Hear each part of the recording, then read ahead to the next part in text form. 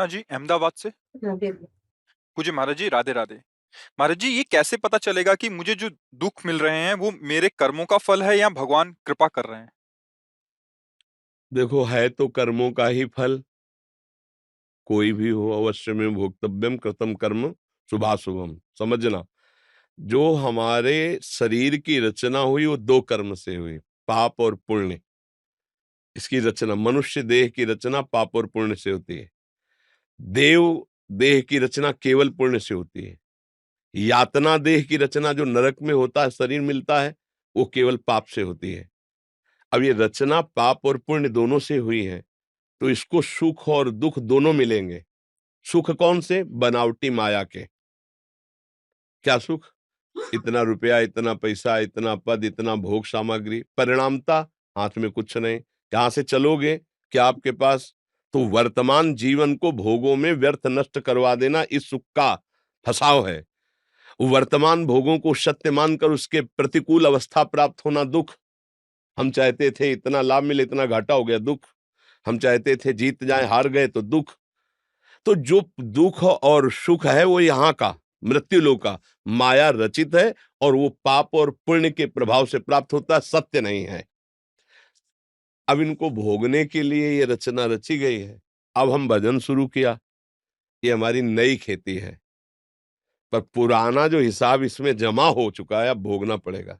10 वर्ष में ये होगा, 18वें में ये होगा, 25वें में ये होगा, तो वो होगा। अब हम उसको कैसे सहन करें? तो उसको हम प्रसाद रूप में लाते हैं, भाव बदलते हैं कि अब हम तो भगवान की शरण में हैं। अब हमारे कर्मों का फल हमको नहीं, भगवान की कृपा मुझे जैसे चाहे वैसे रखे। अब अगर दुख दिया है तो ये भी भगवान का प्रसाद है। कड़ुआ है तो प्रसाद है, मीठा है तो प्रसाद है। भक्त भाव के द्वारा सहते हैं। तत्वतः वो कर्म का ही फल है। भगवान किसी को दुख नहीं दे सकते, भगवान किसी का अमंगल नहीं कर सकते। ये बिल्कुल बात लिख लो।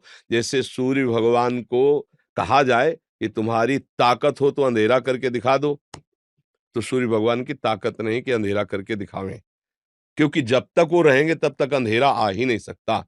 उनके जाने के बाद ही अंधेरा आएगा। ऐसे ही अगर मजाक की, विनोद की भाषा में हम कहें, तो भगवान की ताकत ही नहीं कि वो अमंगल कर सके। क्यों? वो उनका ऐसा है ही स्वभाव। जिन्होंने जहर पिलाना चाहा, जिन्होंने मारना चाहा, उन्हें परम पद दिया है। जिसको मारा भी ना, उसे परम पद मिला है, जो ऋषि मुनियों के द्वारा वांछित था।